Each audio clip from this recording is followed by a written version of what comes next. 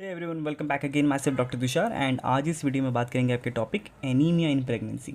ठीक है, देखेंगे क्या होता है प्रेगनेंसी के समय जो एनीमिया डेवलप हो रहा है उसको कैसे कैसे क्लासीफाई कर सकते हैं, क्या क्या उसके कॉजेज़ होते हैं, एंड उसके बाद हम जो आयरन डेफिशिएंसी जो एनीमिया होता है उसको अच्छे से डिटेल में पढ़ने वाले हैं। ठीक है, तो स्टार्ट करते हैं टॉपिक को।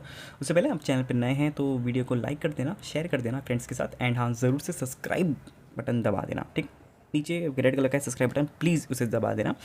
एंड काफ़ी सारी वीडियोस अभी आना बाकी हैं। मुझे बहुत टाइम से रिक्वेस्ट आ रही है कमेंट सेक्शंस में, तो अगर आपको भी कोई सजेशंस देनी है या कोई टॉपिक से रिलेटेड क्वेश्चंस हैं तो आप नीचे कमेंट सेक्शन में पूछ सकते हैं।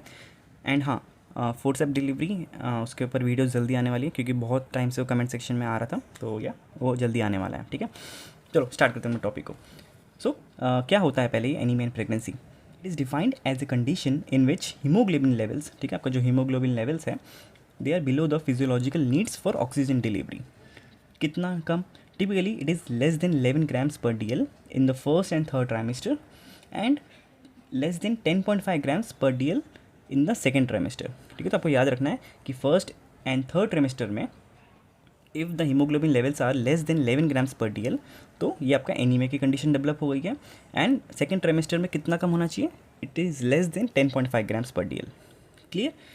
अब इसको क्लासीफाई कैसे करते हैं कि अगर बेस्ड ऑन सीवियरिटी देखें तो आप देख सकते हैं यहाँ पे it could B mild, moderate, severe and very severe. Mild में जो आपका HB कॉन्सेंट्रेशन होगा वो कितना होगा levels? It will be 10 to 10.9 grams per DL। अगर मॉडरेट कंडीशन है तो उसमें आपका हीमोग्लोबिन 7 से लेकर 9.9 ग्राम्स पर DL तक रहेगा। ठीक है, उसके बाद आपका जो अगर सीवियर एनीमिया है तो haemoglobin will fall, it will be less than 7 grams per DL। ठीक है, एंड वेरी सीवियर कंडीशन में आपका जो हीमोग्लोबिन लेवल है it will be less than 4 grams per DL। So very dangerous condition. ठीक है, तो ये आपके चार इसके कैटेगरीज हो गई बेस्ड ऑन द सीवियरिटी।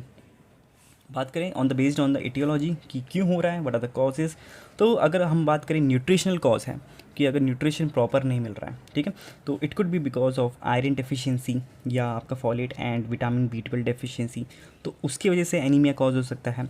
आपका हेमोरेजिक, दैट इज़ आपका ब्लीडिंग होना, तो एक्यूट और क्रोनिक ब्लड लॉस जैसे PPH और APH है, जिसकी वीडियोस हम पिछले कुछ वीडियोस बना चुके हैं, तो आप ज़रूर से चेकआउट कर लेना। PPH डिटेल में है, APH डिटेल में है, प्लासेंटा प्रीविया, अब्रोशो प्लासेंटा, सब कुछ आपको मिल जाएगा आपके नीचे प्लेलिस्ट में, डिस्क्रिप्शन में। ठीक है, फिर उसके बाद आता है आपका haemolytic, that is it could be sickle cell anaemia या थैलेसीमिया, इन पे भी मैं वीडियो जल्दी लेके आ जाऊँगा। ठीक है, and it could be aplastic anaemia which is rare in pregnancy but ये भी एक कॉज है। ठीक है, सो अब बात करते हैं आपकी what are the physiological changes in pregnancy. क्यों होता है ये आपका एनीमिया? ठीक है, खासकर प्रेगनेंसी के टाइम पे। तो पहले तो क्या है कि इंक्रीज्ड प्लाज्मा वॉल्यूम बढ़ जाता है। ठीक है, इट कॉजेज डाइल्यूशनल एनीमिया जो कि फिजियोलॉजिकल एनीमिया है। ठीक है, क्योंकि प्लाज्मा वॉल्यूम क्यों बढ़ रहा है? प्रेगनेंसी के समय सब आपके बॉडी के जो फ्लूइड्स हैं मदर के वो बढ़ेंगे, तो उसकी वजह से। एंड सेकंड रीज़न है कि increased red cell mass, that is आपका increases but insufficient to compensate for the plasma volume increased. ठीक है, ये भी बढ़ रहा है लेकिन इतना तेज़ी से नहीं बढ़ रहा है जितना कि आपका प्लाज्मा वॉल्यूम इंक्रीज़ हो रहा है बॉडी में। ठीक है, तो these are the physiological changes in pregnancy. अब बात करें इसमें से जो मेजॉरिटी होता है दैट इज़ आपका आयरन डेफिशिएंसी की वजह से जो एनीमिया होता है उसको हम डिटेल में देखेंगे। क्लियर? इजी है ना? कोई टफ तो नहीं लग रहा आपको? टफ लग रहा है तो नीचे कमेंट सेक्शन बता देना, अगले टाइम से मैं और स्लो कर दूंगा पढ़ाने का तरीका। लेकिन अभी क्या है कि जो भी मेरे नोट्स हैं आप देख पा रहे हैं, दीज आर सिंगल पेज। ठीक है, जो मेरे ऑलरेडी सब्सक्राइबर्स हैं उन्हें पता है कि हमारा कॉन्सेप्ट ही यही है कि सिंगल पेज में आपके जितने नोट्स होके पॉसिबल हो पाए उसको कंपाइल करें, ताकि जब आप रिविज़न करो एग्ज़ाम से पहले आपके लिए ईजी हो जाए। इसलिए थोड़ा पेसअप रखना पड़ता है। ठीक है, बाकी पढ़ते हैं अपने आयरन डेफिशिएंसी एनीमिया के बारे में। तो इसका जो कॉज है, सबसे पहले इसका कॉज देखते हैं क्यों होता है ये। तो इसके चार कॉजेज हमें दिख रहे हैं यहाँ पे। First one is the increased iron requirement. अब देखो, pregnancy increases the demand for iron, क्योंकि अगर बेबी है, पहले तो मदर है, मदर में आयरन की ज़रूरत है। अब मदर के अंदर बेबी भी डेवलप हो रहा है तो बेबी को भी तो आयरन की ज़रूरत होगी, तो उसके लिए आपकी जो प्रेगनेंसी है it demands more iron and it is around 1000 mg। ठीक है, एडिशनल आयरन रिक्वायरमेंट होती है। अब वो कहाँ कहाँ पे जाता है? 300 mg for the foetus and placenta. ठीक है, तो यहाँ पे जो हमने बोला कि एडिशनल हमें 1000 mg आयरन चाहिए, उसमें से 300 mg किसके लिए चाहिए? For the foetus and placenta, 500 mg for maternal blood volume expansion और आपका जो 200 mg आपका जो आयरन है it is lost through natural excretion की वजह से। तो ये आपका मिला जुला कर कितना हुआ, अराउंड अप्रॉक्सीमेट 1000 mg। क्लियर। तो एक तो कॉज ये हो गया क्योंकि इंक्रीज आयरन रिक्वायरमेंट होता है, अगर ये आयरन रिक्वायरमेंट पूरी नहीं होती है तो आपकी आयरन डेफिशिएंसी एनीमिया होती है। सेकंड, इट कुड बी आपका कॉज पुअर डाइटरी इनटेक। ठीक है, आप कुछ ऐसी डाइट ले रहे हैं जिसमें आयरन रिच फूड ही नहीं है। ठीक है, तो उसकी वजह से भी हो सकता है। जैसे आप अगर ग्रीन लीफी वेजिटेबल्स हैं या मीट है नॉनवेज में, अगर आप उनको अवॉइड करते हैं तो आपको जो आयरन रिक्वायरमेंट मिलनी थी उनसे वो नहीं मिल पाती है। ठीक है, so that is one of the cause. Malabsorption हो सकता है कि आप खा तो रहे हैं लेकिन वो एब्जॉर्ब ही नहीं हो रहा बॉडी में। So it is a condition affecting iron absorption. तो जैसे अगर आपको डायरिया की कंडीशन है या कोई इन्फ्लेमेशन है अगर तो उसके वजह से भी मेल एब्जॉर्प्शन हो सकता है, और आपको जो आयरन चाहिए वो आ तो रहा है फूड के थ्रू लेकिन वो एब्जॉर्ब नहीं हो रहा बॉडी में।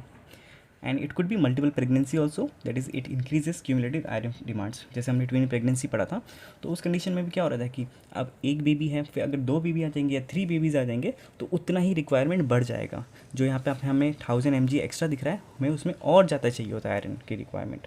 ठीक है, so these are the causes. बात कर लेते हैं इसकी क्लिनिकल फीचर्स हमें क्या क्या दिखाई देंगी।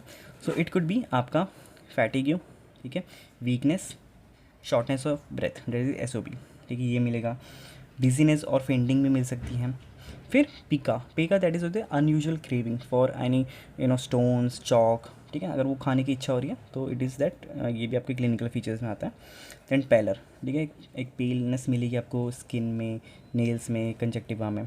फिर आपका है ग्लॉसाइटिस, दैट इज़ आपका इन्फ्लेमेशन ऑफ द टंग। ठीक है, so this is also one of the important clinical features.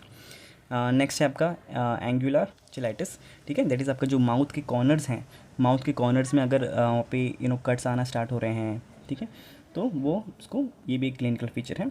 Spoon shaped nails आपको फोटो में दिख रहा होगा, तो कुछ इस टाइप की आपकी नील्स फॉर्मेशन स्टार्ट हो जाती है। नेक्स्ट आपका टैकीकार्डिया एंड लास्ट आपका है आपका पैल्पिटेशंस। ठीक है, तो ये आपके हो गए क्लिनिकल फीचर्स। अब बात करें इसकी इन्वेस्टिगेशन कैसे करें कि हाँ ये क्लिनिकल फीचर्स हमें मिल रहे हैं, तो इसको देख के हम क्या समझें कि या एनीमिया की कंडीशन डेवलप हुई है या नहीं। तो उसको कंफर्म करने के लिए हम ये इन्वेस्टिगेशंस करते हैं। सबसे पहला है आपका complete blood test, that is आपका CBC। तो CBC में हम क्या देखेंगे, आपका हीमोग्लोबिन देखेंगे पहले। So it will be decreased of course and it is less than 11 grams per DL। उसके बाद आपका जो MCV वैल्यू होता है, ठीक है, that is decrease and it is microcytic anaemia. उसके आपका जो MCHV होगा वो भी डिक्रीज होगा, फिर दैट इज़ आपका हाइपोक्रोमिक एनीमिया। ठीक है, तो ये तो हो गया आपका CBC। अगर आप पेरिफेरल स्मीयर का टेस्ट करते हैं तो उसमें क्या मिलेगा, आपका microcytic hypochromic red blood cells आपको दिखाई देंगे। उसके बाद आपका जो आयरन स्टडीज़ हैं, आयरन स्टडीज़ में आपका जो सीरम फेरेटिन होगा वो डिक्रीज मिलेगा and that will be less than 15 micrograms पर DL। आपका जो सीरम आयरन है वो भी डिक्रीज मिलेगा। Total iron binding capacity it will be increased and आपका जो ट्रांसफेरिन सैचुरेशन है that will be decreased and it will be less than 16%। ठीक है, तो कुछ वैल्यूज़ है आपको याद करनी है एग्जाम पॉइंट ऑफ व्यू से। एंड लास्ट आपका जो स्टूल एग्जामिनेशन है फॉर ऑकल्ट ब्लड और हुकवर्म ओवा। ठीक है, इफ़ ब्लड लॉस और इन्फेस्टेशन सस्पेक्टेड, तो स्टूल एग्जामिनेशन के थ्रू भी आपको पता चल सकता है कि कोई पैरासिटिक वॉर्म इन्फेस्टेशन तो नहीं है, कि जो ब्लड बन भी रहा है, आप खाना भी अच्छा खा रहे हैं, एब्जॉर्ब भी हो रहा है, लेकिन अगर वहीं आपके इंटेस्टाइन्स में वॉर्म्स हैं, ठीक है, तो वो भी पूरा न्यूट्रिशन ले लेंगे, तो उस वजह से भी ये कंडीशन डेवलप हो सकती है, क्या, आपकी एनीमिया। तो बस इतना ही था आज की इस वीडियो में, एनीमिया इन प्रेगनेंसी वीडियो में।